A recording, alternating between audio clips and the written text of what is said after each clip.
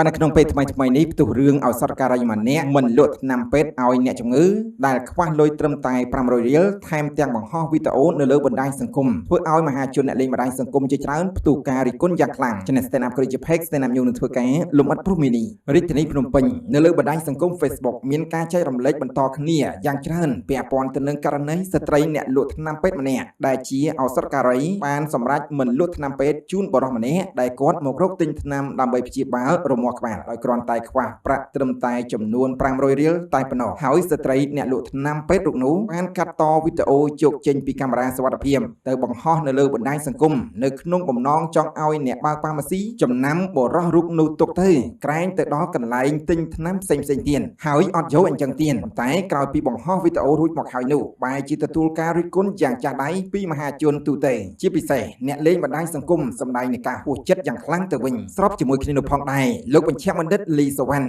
អ្នកនាំពាក្យក្រសួងសុខាភិបាលបានថ្លែងប្រាប់អ្នកសារព័ត៌មាននៅថ្ងៃទី1ខែធ្នូឆ្នាំ2025នេះថាក្រសួងសុខាភិបាលកំពុងពិនិត្យលើករណីអសរការីម្នាក់មិនលក់ថ្នាំពេទ្យទៅឲ្យអ្នកជំងឺវិញព្រោះតែខ្វះលុយត្រឹមតែ500រៀលនិងយកវីដេអូមកធ្វើការផ្សព្វផ្សាយនៅលើបណ្ដាញសង្គមទៀតដែលកំពុងតែធ្វើឲ្យមហាជនមានការប្រតិកម្មយ៉ាងខ្លាំងលោកក៏បានបន្តថាករណីនេះលោកបានបញ្ជូនទៅថ្នាក់លើដើម្បីធ្វើការពិនិត្យហើយបើយោងទៅតាមប្រភពព័ត៌មានក្រៅផ្លូវការក៏បានលើកឡើងថាអាជ្ញាធរកំណត់បានទីតាំងឱសថដ្ឋានខាងលើហើយគឺនៅតាមបណ្ដោយផ្លូវវែងស្រេងប៉ុន្តែនៅពេលដែលអាជ្ញាធរចុះទៅដល់ឱសថដ្ឋាននេះបានបិទទ្វារទៅហើយម្ចាស់បានបិទទូរស័ព្ទទៀតគួររំលឹកឡើងវិញបន្តិចផងដែរថាកាលពីថ្ងៃទី30ខែវិច្ឆិកាឆ្នាំ2025ម្សិលមិញនេះនៅក្នុងคลิปវីដេអូរយៈពេលជាង1នាទីត្រូវបានបង្ហោះនៅលើក្នុងបណ្ដាញសង្គមដោយបានបង្ហាញថាមានបុរសម្នាក់បានពិគ្រោះជំងឺរមាស់ក្បាលរបស់គាត់ពេទ្យតម្រូវឲ្យយកសាប៊ូទៅកក់ឬក៏ផ្សំថ្នាំពេលនោះអ្នកជំងឺក៏បានប្រាប់ថាលោកសុំថ្នាំលេប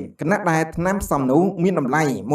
13500រៀលក៏ប៉ុន្តែអ្នកជំងឺបានសុំត្រឹមតែ